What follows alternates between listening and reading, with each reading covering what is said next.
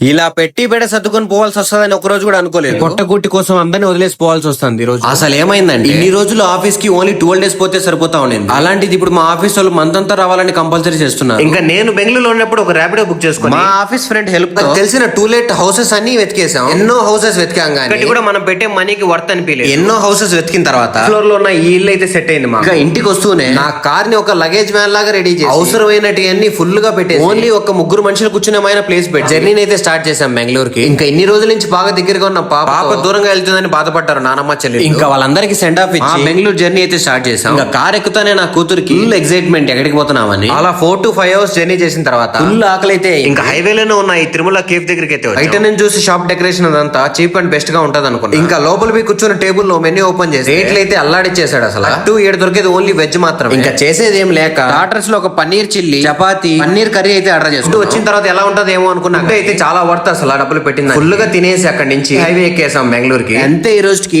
ఉంటాను. Bye bye.